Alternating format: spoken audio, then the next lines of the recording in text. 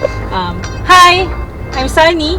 I've been working for 11 years in brand and marketing management, handling different brands from retail to consumer goods. And then actually this year, I decided to take more on consultancy role and do trading on the side. So I want to, have more autonomy on my free time. But I'm here to share to you my experience with Baybayin Hub. So actually the story goes back when the pandemic started and you know how we were forced to work from home. At first I thought it was really good because I don't have to travel anymore to work. You get the convenience of waking up and then you go to your computer, wala pang ligo-ligo, and you just go straight to your meeting.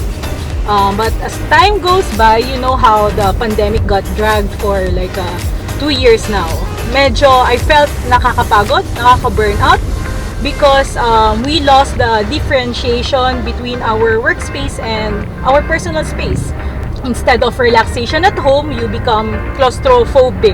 Especially I live in a studio unit. So imagine like if you have stress at work, it follows you around no matter where you go. And you cannot go anywhere because even the restaurants at the time were closed. Until such time, I really got burned out with limited options. So I finally quit my corporate job and decided to do consultancy and do stuff on the project basis so that I will have more autonomy with my time. And then since that I have free time, I got invited by Baybayin Hub to join one of their events. I agreed, but actually I don't know what is Baybayin Hub is all about. So I thought it's just some booking website or whatnot. So when I got here, I got to see that it's a co-working, co-living space idea. Siguro in my own terms, I would define it as you are in a place that is conducive for working, but at the heart of your favorite travel destination. So Baybayin was able to set up the workplace like they have work tables, fast internet.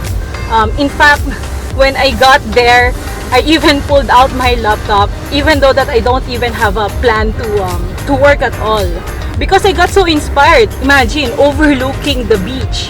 And even when I lack the creative juices from time to time, or I get back from a stressful meeting, I just drive around the area and also just walk around the beach.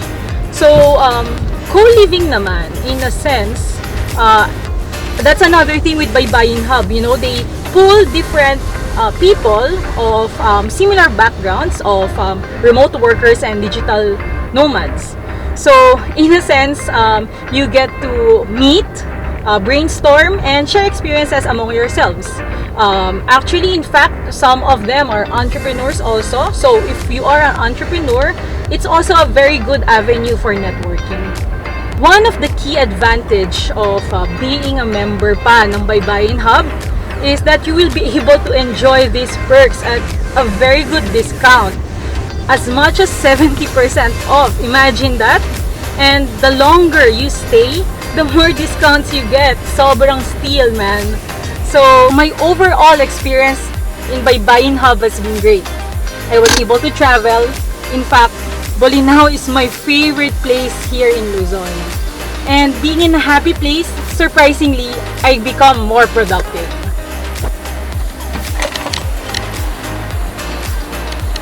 So if you're one of the people who are working remotely or a digital nomad, make sure to take advantage of it. Visit, sign up, and join baybayinhub.com.